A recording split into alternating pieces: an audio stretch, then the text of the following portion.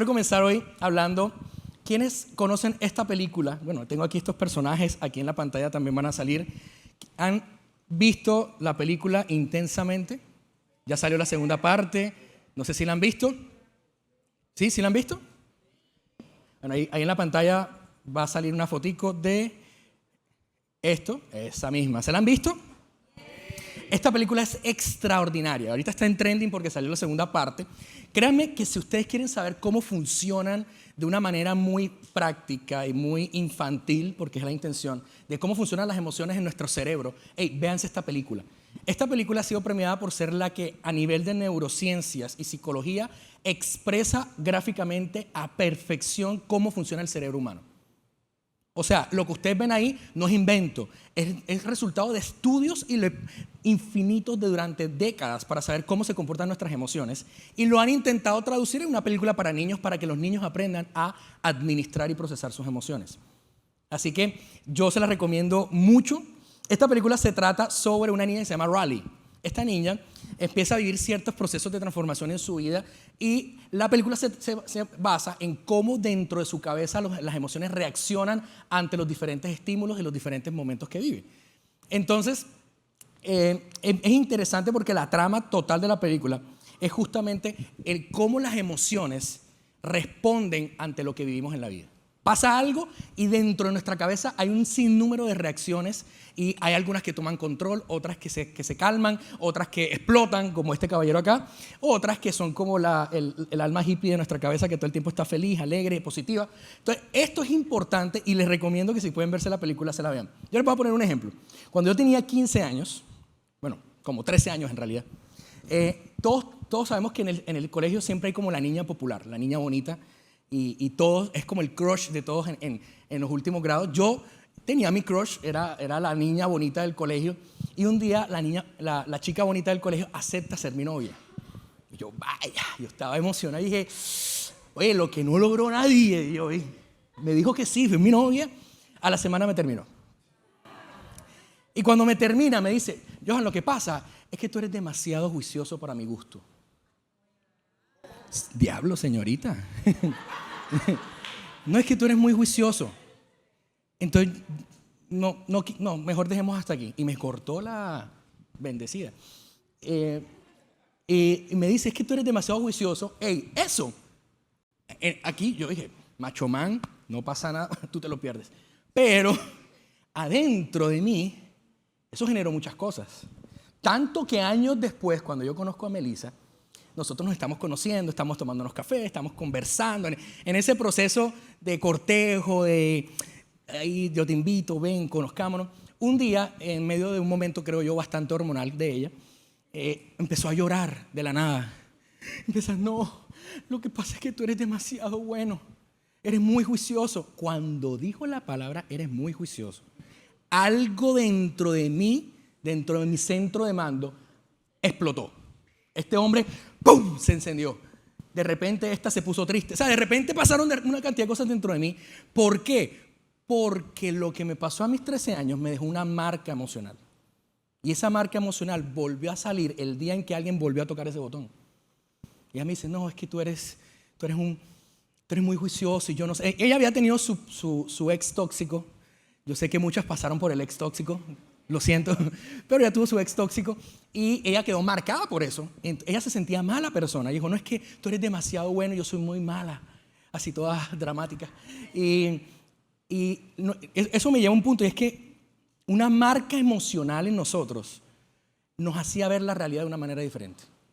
Ahí dice, una marca emocional no tratada se vuelve una herida a largo plazo. De repente, lo que simplemente fue un hecho en mi vida, a largo plazo se volvió un trauma. Porque a veces pensamos que un trauma es un accidente, algo exagerado. No, un trauma es todo lo que te marca. Positivo o negativamente. Eso genera cosas, genera marcas en tu ser. Y resulta que nuestras heridas emocionales, tanto la de Meli como la mía, nos estaban diciendo una realidad que era falsa. Nos hacían pensar algo que no era lo real. A ella le hacía pensar que ella era la mala, y que entonces yo era muy bueno para ella por lo que vivió con su ex tóxico, y a mí me hacía pensar que ella me iba a dejar porque, como me pasó con la del bachillerato, es que tú eres muy juicioso. Entonces todas nuestras heridas empiezan a condicionarnos en nuestra forma de vida actual. El pasado, querámoslo o no, condiciona muchas cosas de nuestro presente y nuestro futuro. Por eso es importante sanar. Porque yo conozco hombres que pierden el amor de su vida porque no se atreven a dar un paso porque alguien los marcó en la adolescencia. Yo conozco mujeres que han hecho del tema fit, que no tienen ningún problema ni nada malo, pero han hecho todo su estilo de vida, no porque necesariamente quieran ser saludables, sino porque ese primer novio un día la dejó porque le dijo, es que fulana es más bonita que tú. O escuchó una conversación que decía, esa, la plancheta, la que no tiene nada ni por delante ni por detrás. Y de repente uno piensa que no, pero alguien nos marcó en un momento de nuestra vida que nos hace tomar hoy día decisiones. Y conozco mujeres que su vida fit responde a esa voz interna de ese exnovio que todavía le habla y le dice, es que hay otra mejor que tú. Las heridas, las marcas emocionales van generando traumas en nuestra vida. O conozco, por ejemplo, empleados que están frustrados y llevan toda una vida trabajando para alguien más, teniendo un sueño, teniendo algo ardiendo dentro de ellos, pero no se atreven a dar ese paso, porque un día, cuando se estaban graduando, su papá le dijo, recuerde, mijo, que hacer empresas es para los ricos. Eso es para los que tienen plata. Para nosotros, busquemos una empresa que nos pague bien y quedémonos 40 años ahí, y usted recuerde que eso es solo para los que tienen plata. Y eso condicionó, marcó algo en su corazón. Pero también conozco empresarios, emprendedores, personas que antes eran empleados y de repente tomaron la decisión de emprender y de hacer una empresa, no porque tengan la pasión de hacer empresa, sino porque en su círculo todos son emprendedores y empieza la presión social de, pero tú, ¿y por qué no? Es que de seguro a ti te queda grande hacer empresa. Y ese tipo de frases van generando marcas emocionales que nos hacen tomar decisiones hoy en día. Y conozco gente que era excelente empleada y les iba muy bien en el mundo corporativo, pero se van al mundo del emprendimiento y empujan un emprendimiento que no les da resultado, simplemente para no quedar mal con sus amigos. Nuestras heridas emocionales limitan nuestra capacidad de vivir la vida y de alcanzar nuestro potencial, y por eso es importante que seamos conscientes. Todos hemos sido heridos y todos necesitamos sanar. Por eso digo, a veces pensamos que, no, pero es que mi papá nunca me abandonó. Sí, pero a lo mejor estuvo presente, pero nunca te habló. No, pero es que mi papá me dio todo lo que yo necesitaba. Yo escucho que hay papás que abandonaron, que no dieron y que les tocó muy duro, y mi papá me dio todo, pero de pronto no te dio amor. Y eso también genera marcas. Y de eso quiero hablar el día de hoy. Pero lo primero que yo te quiero decir es que Dios te entiende. Dios entiende lo que tú sientes. Para Dios es importante tus emociones, cómo vives la vida, lo que vives y sientes cada día. Jesús en la Biblia, hemos venido hablando, es la imagen perfecta de Dios, es la encarnación de Dios en la tierra, es la marca perfecta de quién es Dios. Y la Biblia nos dice que Jesús vivió sus emociones a plenitud. Él, siendo humano, vivió sus diferentes emociones y sus diferentes etapas de una manera muy normal como nosotros. Por eso es que Él nos entiende. Hebreos 4:15, creo que viene lo que dice. Nosotros no tenemos un sumo sacerdote que esté fuera de contacto con nuestra realidad. Ha pasado por las debilidades y pruebas, lo ha experimentado todo, menos el pecado. O sea, esto está diciendo, Jesús ha vivido todo lo que tú y yo hemos vivido. Jesús te entiende. ¿Sabes qué significa? Que Jesús entiende tu depresión. Que Jesús entiende tu ansiedad. Que Jesús entiende esa preocupación que te asfixia y que no te deja dormir en la noche. Él también la experimentó. Él también entiende la alegría, la euforia. Él también entiende la preocupación. Él también entiende el miedo. Él también entiende la incertidumbre ante el futuro. Todo lo que nosotros, al género humano, es común, Jesús lo vivió. Y Jesús te entiende. A veces tenemos esta idea medio espiritufláutica y medio religiosa de que las emociones son malas. Y hasta usamos el lenguaje como, es que está siendo muy emocional. Y es que no sé qué. Y como si las emociones de alguna manera la espiritualidad las anulara. Pero no porque Jesús las vivió. Pero miren lo que dice. Experimentó todo, pero no pecó. Entonces, las emociones son la manera natural en que nosotros los seres humanos reaccionamos ante los sucesos de nuestra vida. Es normal. Y Jesús vivió y las expresó a plenitud. Y hoy quiero mostrarles un poco esas emociones de Jesús. Cómo Jesús vivió diferentes momentos donde expresó sus emociones. Y eso nos va a llevar a una conclusión bastante interesante. La primera que quiero hablar es alegría. Juan 15:11 dice, les digo estas cosas con un propósito, para que la misma alegría intensa que hay en mí esté en ustedes y su alegría sea plenamente madura. Jesús vivió lo que es estar alegre, de esos momentos de alegría, de euforia, de que uno quiere gritar. Pero también Jesús vivió tristeza. Juan 11:35, el versículo más pequeño de la Biblia dice, Jesús lloró. Y Jesús lloró en medio de un entierro, en medio de ver a la gente despedir a un ser querido. Él estaba despidiendo, estaba viendo a la gente cuando estaban enterrando a uno de sus mejores amigos. Y Jesús los ve y Jesús siente el dolor y Jesús llora con ellos. Jesús también vivió tristeza, pero también vivió miedo. Quiero que vean Mateo 26:42, dice, por segunda vez se retiró y oró, Padre mío, si no es posible evitar que yo beba este trago amargo, hágase tu voluntad. En una otra versión dice, te pido que este trago amargo pase de mí, no quiero beber esto, pero no se haga mi voluntad, sino que se haga la tuya. Eso fue justo antes de ir a la cruz, justo antes de que lo crucificaran. Jesús ve. Me encantan de Chosen porque hay una escena donde él va caminando con los discípulos y ve a un hombre que están crucificando y le da miedo. Él hace como, porque él sabe lo doloroso que va a ser. Y Jesús experimentó temor también. Pero también Jesús experimentó rechazo. Marcos 6:1 dice de la siguiente manera, salió Jesús de allí y se fue a su tierra en compañía de sus discípulos. Cuando llegó el sábado comenzó a enseñar en la sinagoga y la gente empezó a preguntar, ¿de dónde saca tales cosas? ¿Qué sabiduría es esta la que se le ha dado? ¿Cómo se explican estos milagros que vienen de sus manos? ¿No es acaso el carpintero, el hijo de María y el hermano de Jacobo, de José, de Judas y de Simón? ¿No están sus hermanas aquí con nosotros? Y se escandalizaban a causa de él. Jesús llega a su tierra, como si cuando nosotros regresamos a Colombia, a Venezuela, después de estar mucho tiempo acá, y la gente, lo que lo vio de él, dice, espérate, pero este no es el hijo del man que arregla las mesas allá en la esquina. Y la gente dudaba de Jesús porque lo menospreciaba. Jesús sabe lo que es llegar a un lugar y que te digan, esto es todo. Jesús sabe lo que es llegar a una parte y que te rechacen, que digan, no tienes el perfil, no tienes papeles. ¿Sabes qué? Es que necesitamos a alguien más alto, alguien más flaco, alguien más fornido. Jesús sabe lo que es ser menospreciado y rechazado. Pero también Jesús vivió rabia. Sí, como este caballero de acá.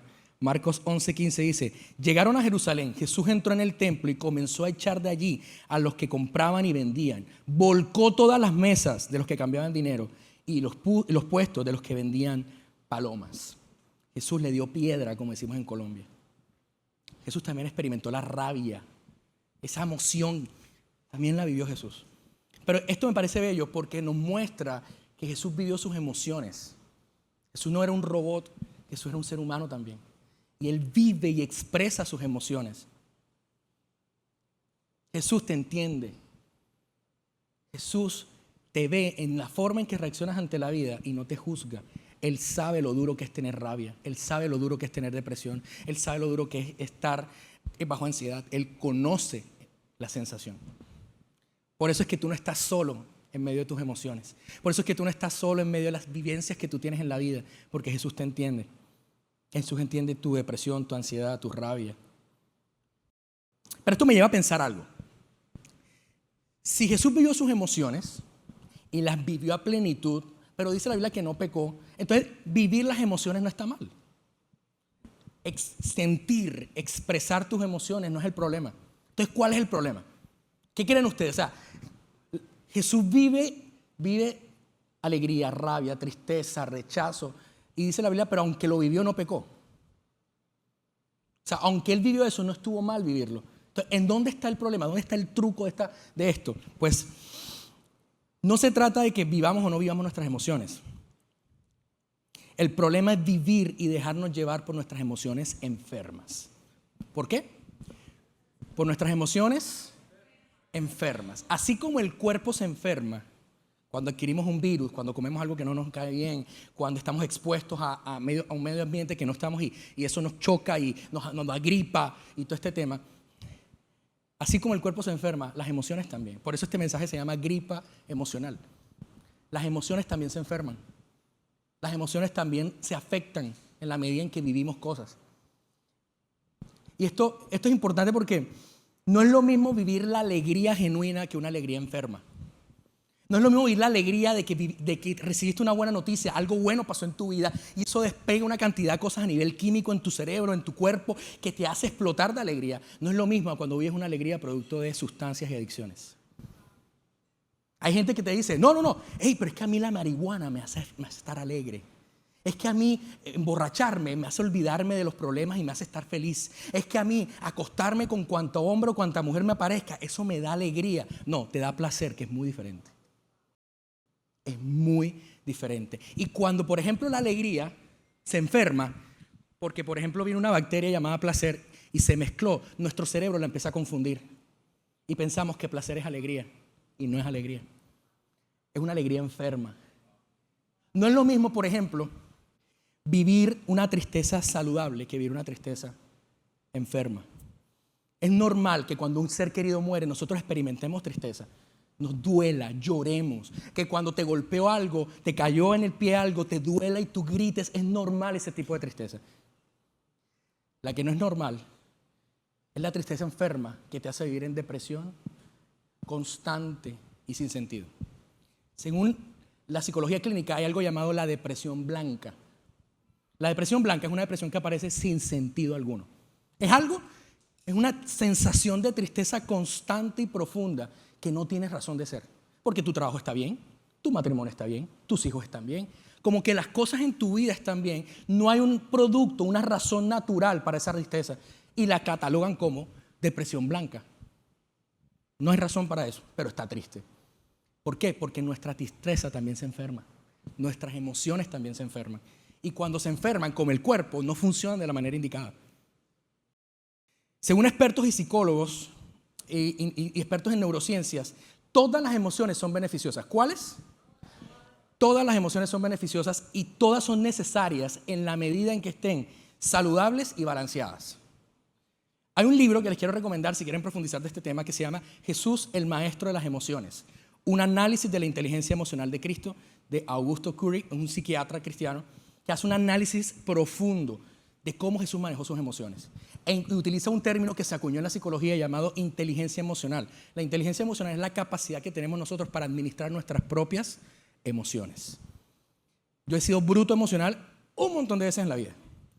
Y todo, o sea, a veces no he sido el más inteligente y he sido bastante torpe en mi forma de administrar mis emociones.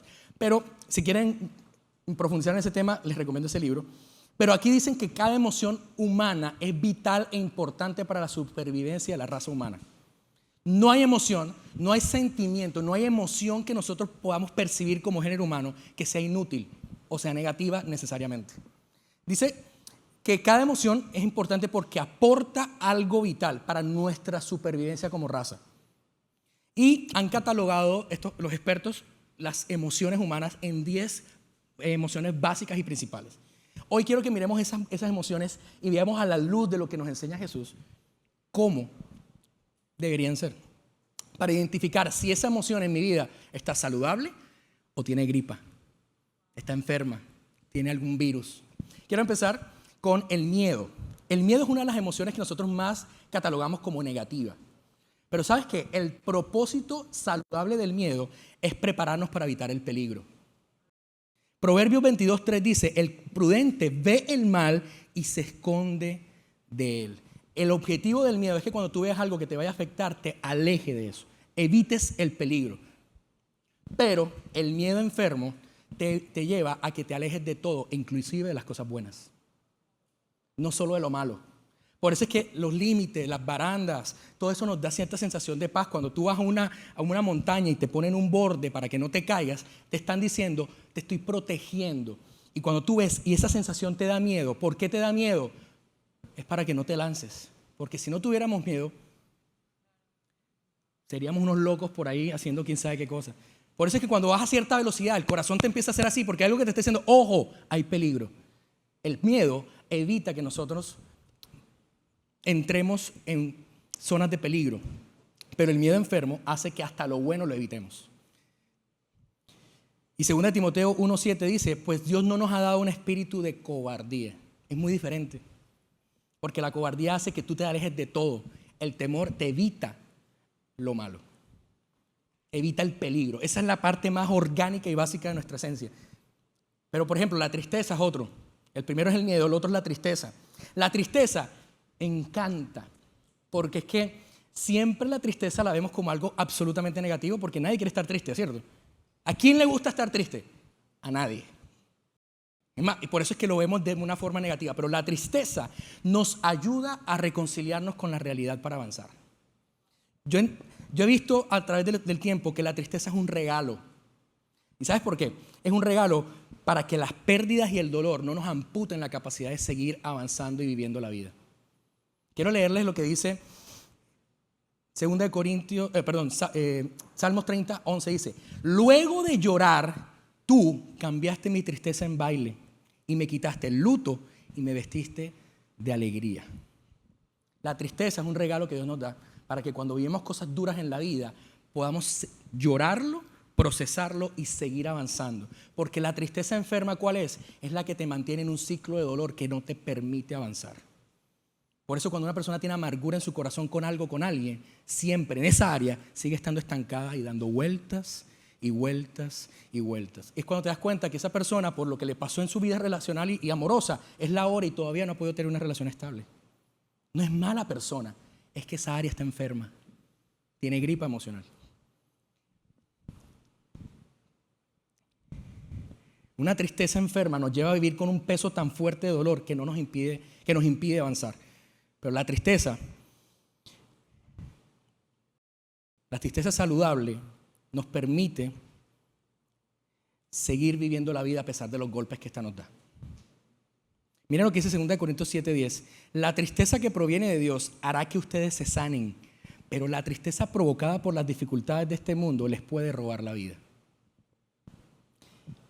Otra emoción que nosotros vivimos de esta lista es la ira. La ira nos dota de recursos para la autodefensa o el ataque. La ira también es una de las cosas que vemos malas, pero el objetivo saludable y balanceado de la ira es que nosotros tengamos la capacidad de defendernos ante problemas que podamos tener.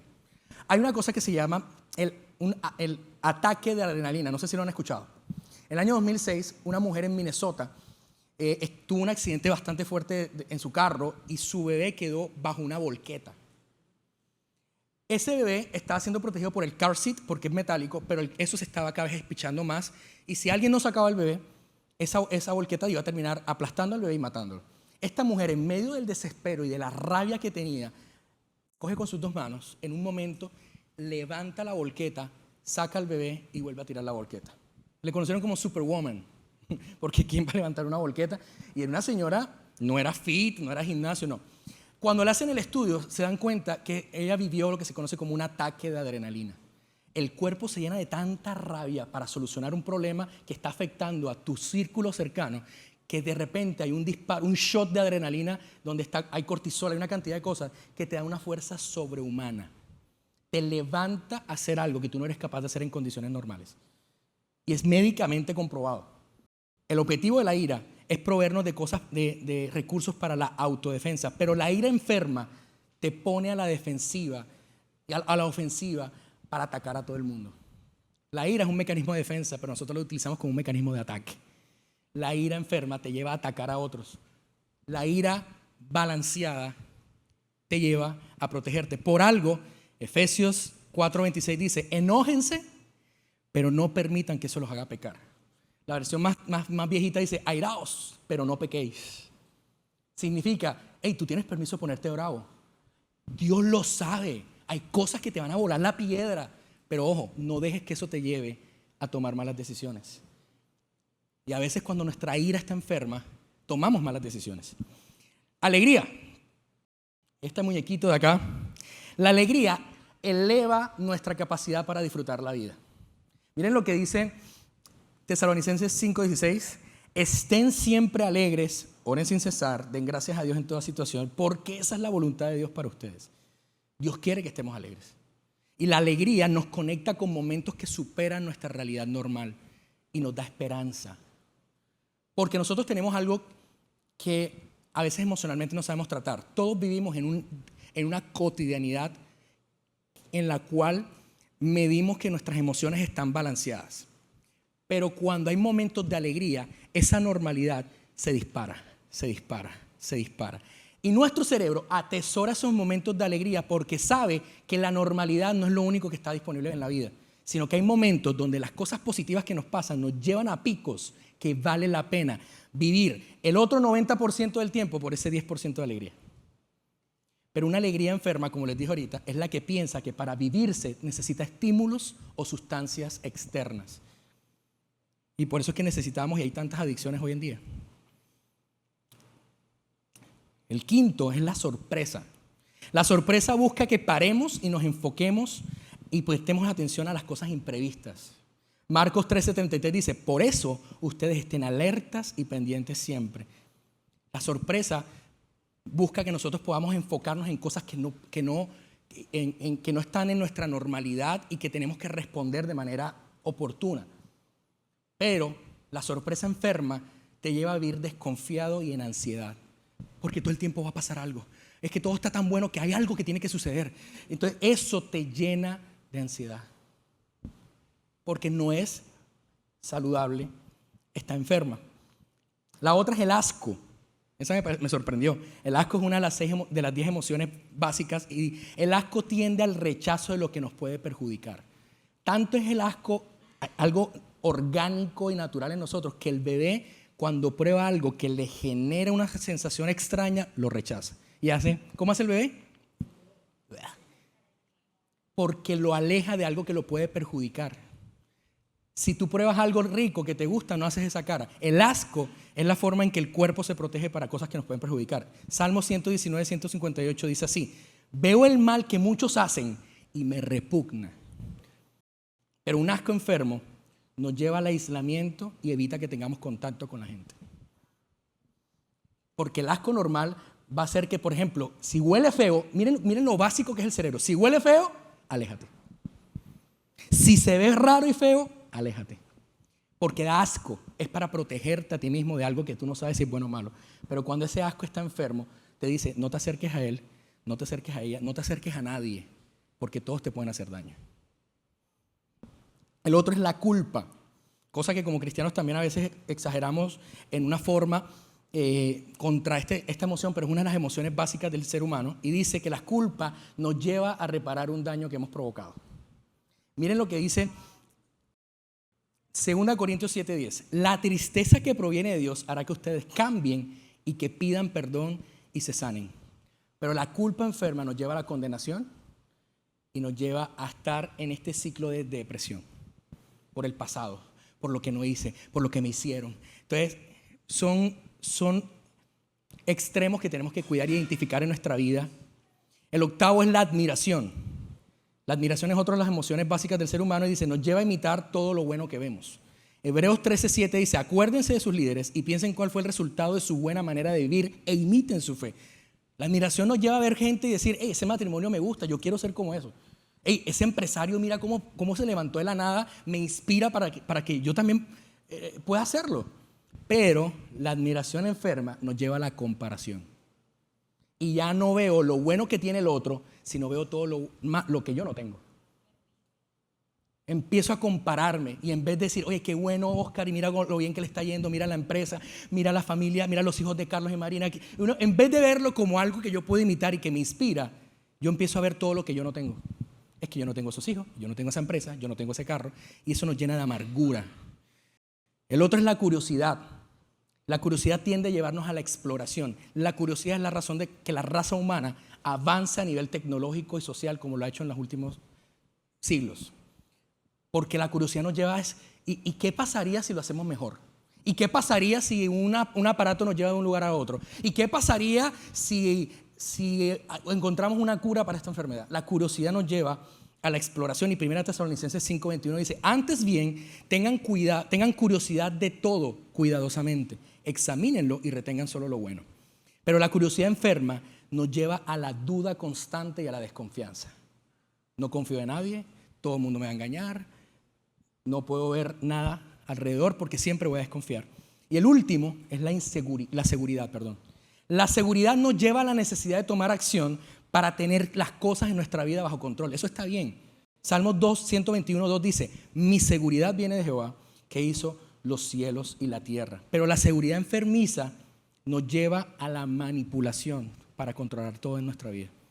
Y la manipulación y el control nos lleva al estrés porque queremos tener todo bajo control.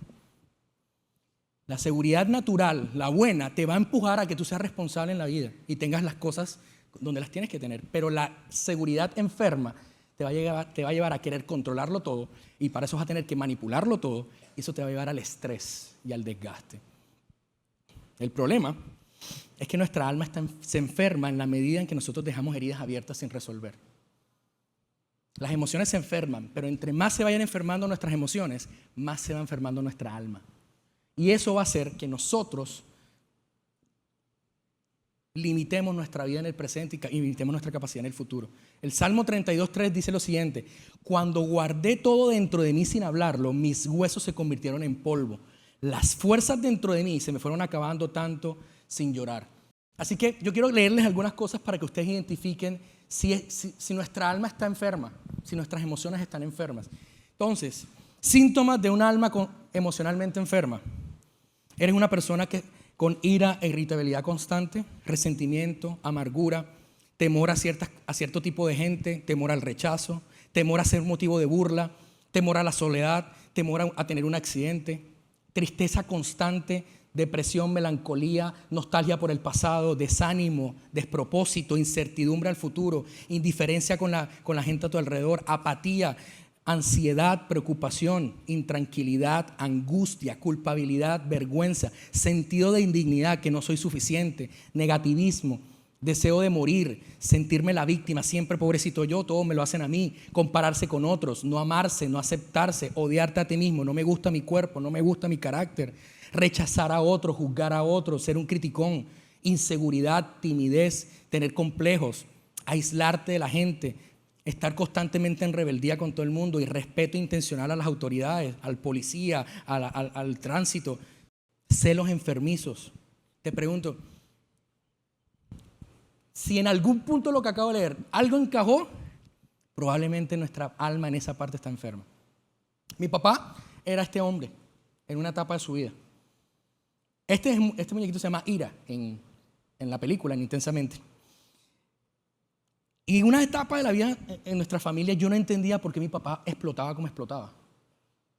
Pero una cosa exagerada, yo decía, papi, se regó un jugo, ya, take it easy, saca una matata, respira hondo, tranquilo, no ha pasado nada.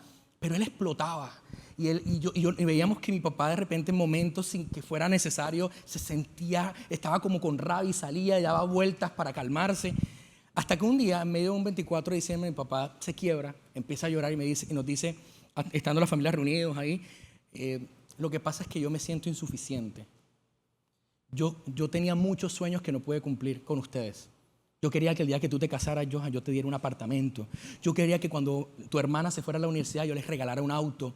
Yo quería darles tantas cosas que no les pude dar, que me siento un mal papá. Y por eso tengo tanta rabia conmigo mismo. Porque siento que no tuve la capacidad de ser lo suficiente para ustedes. ¿Sabes qué es lo paradójico?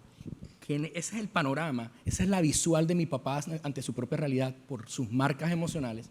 Pero cuando tú le preguntabas a Johan, a Laura o a Diana Cortés, ¿sabes qué respondían cualquiera de estos tres hijos acerca de su papá? Mira, a mí no me interesa que mi papá me regale un apartamento. Yo conozco gente que le regalaron casas, propiedades y todo, y su familia es un infierno. Yo conozco gente que le dieron el último iPhone, que les dieron materialmente muchas cosas, pero relacionalmente era una pobreza absoluta en ese hogar. Mi papá nos dio a nosotros lo más valioso que un padre le puede dar. Mi papá estuvo presente, mi papá nos amó incondicionalmente, mi papá nos formó para la vida, mi papá nos dio todas las herramientas para que cada uno de sus hijos sea exitoso en lo que va a hacer. Pero mi papá, por la marca que él tenía, porque él venía de un hogar que era de mucha escasez. Mi papá viene de una familia muy pobre. ¿Y cuál era el sueño que mucha gente que viene de escasez y que viene de familias pobres siempre tiene? Algún día a mis hijos les daré todo lo que yo no tuve. Y eso le generó una marca. Y como él no lo logró en esa etapa de nuestra vida, él pensó que él era un mal papá porque su herida emocional le hace filtrar su realidad y le hace pensar cosas que no son reales. Mi papá era ira, pero su ira era producto de su frustración. porque él se sentía mal consigo mismo porque pensaba que era un mal papá versus sus hijos en la otra realidad que lo veían como el mejor papá del mundo, aunque no le hubieran dado un apartamento, aunque no le hubieran dado un carro. Su ira comenzó a ser el filtro por el cual él veía toda su realidad. Es como si esto fueran unas gafas. Entonces mi papá empezaba a ver todo a través de esas gafas. Y por eso ante todo explotaba en el tráfico, ni se diga. Y papi, tranquilo, vamos bien de tiempo. Pero es que él no puede manejar así. Pero es que eso es una forma. ¿Dónde están los benditos policías cuando uno los necesita? Y todo. Y era como, papi, ya, vamos bien, tranquilo. Y si llegamos tarde, bueno, la próxima llegamos temprano. Pero toda su vida era filtrada por su emoción herida, su emoción enferma llamada ira.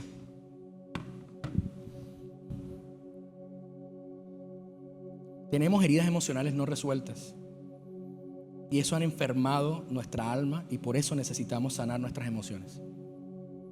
El día de hoy es para sanar nuestras emociones, porque a lo mejor tú tienes una alegría pero está enferma y por eso te hace pensar que necesitas una adicción para poder vivir bien. O tienes una tristeza que está enferma y por eso todo el tiempo vives en esa melancolía y en esa desesperanza. O eres ira y todo lo filtras con rabia. Pero la buena noticia es que Dios quiere y puede sanarte. El Salmo 143 dice, Él sana a los de corazón quebrantado y venda sus heridas. Yo quiero decirte algo, Dios no quiere sanarte porque sea un requisito para amarte. Él te ama tanto que no puede dejarte herido. La sanidad no es un requisito para el amor de Dios. La sanidad es un regalo para que tú puedas experimentar a plenitud el amor de Dios. Te ama tanto que Él no puede dejarte enfermo. ¿Qué papá aquí deja a su hijo pasar fiebre y no hace nada? Y hay muchos de nosotros que ya no estamos en gripa, ya estamos en infección emocional. Que ya nuestra alma está llorando y ardiendo de fiebre porque estamos infectados. Las heridas dejan dolor y esos sentimientos se vuelven el filtro para ver la realidad. Y eso nos lleva a tomar decisiones. Y la falta de perdón en esas heridas nos lleva a endurecer nuestro corazón. ¿Sabes qué es lo peor que le puede pasar a una persona? Endurecer su corazón. Porque ¿se acuerdan el ejemplo de la plastilina hace unos domingos atrás? De tanto dolor se vuelve dura y deja de vivir. La mayoría de personas que deciden quitarse la vida lo hacen porque ya no le encuentran sentido. ¿Saben qué es sentido? De sentir. No le encuentran nada que sentir en la vida. Porque sus emociones están tan enfermas que los llevaron a morir.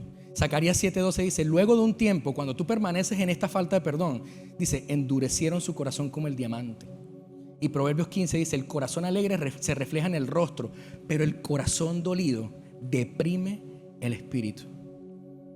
La pregunta es, ¿cómo nos sana Dios? Y es a través del perdón. La medicina para el alma se llama perdón.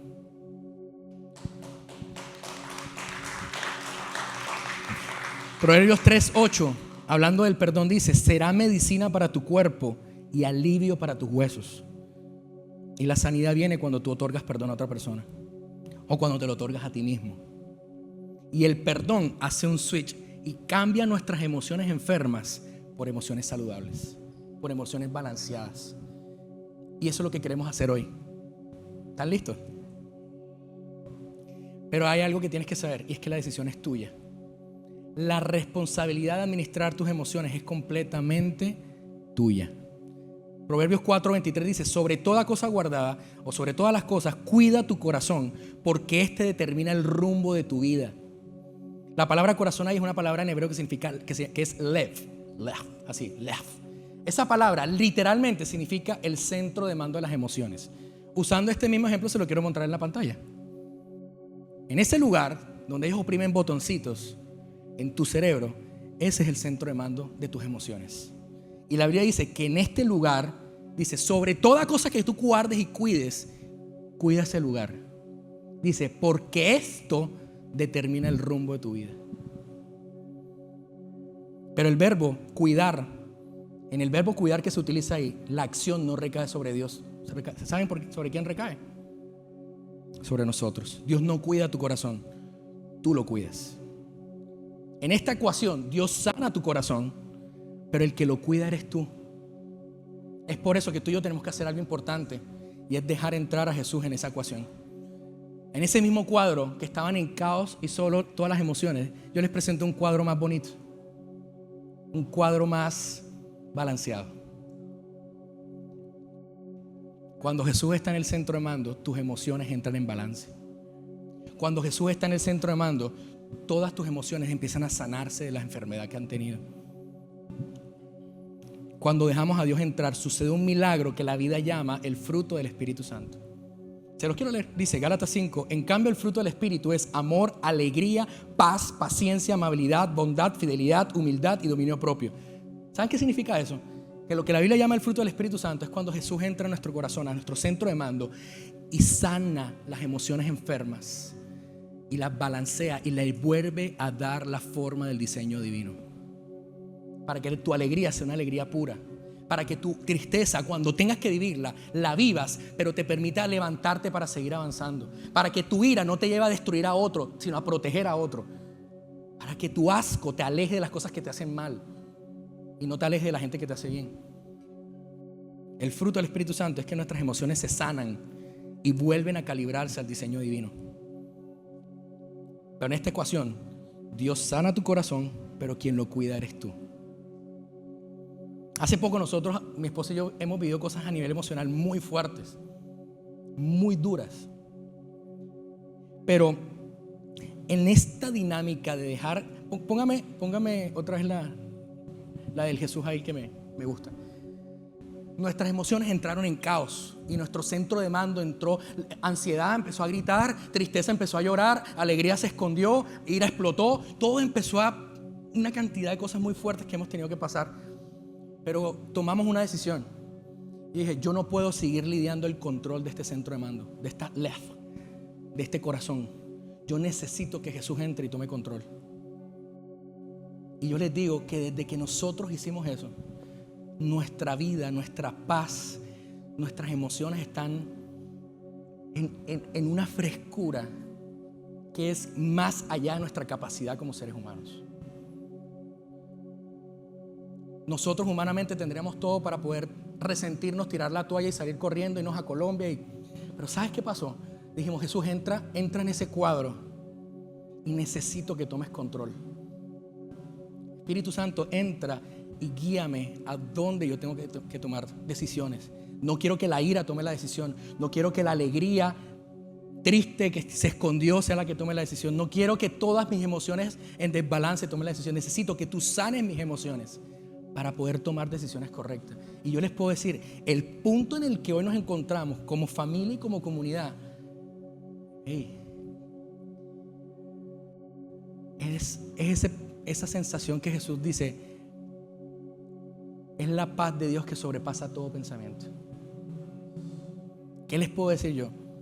Eso funciona. Porque nosotros, en vez de colapsarnos y destruirnos, nos levantamos.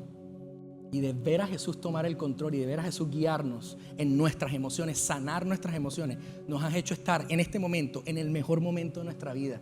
Y estamos seguros que estamos a punto de entrar como familia y como comunidad en la mejor etapa de esta casa. Pero necesitamos tú y yo dejar entrar a Jesús. Decidimos soltar el control a Dios y perdonar. El Salmo 51:8 es una oración de David, donde David le dice: Señor, devuélveme la alegría. Si de pronto esa es tu sensación el día de hoy, tú dices: hace rato yo no siento que mis emociones estén bien, yo siento que exploto, yo siento que me hundo. Si tú sientes que tus emociones están en desbalance, que tienen gripa, yo te quiero pedir que te pongas de pie y vamos a orar hoy para que Dios sane nuestro corazón.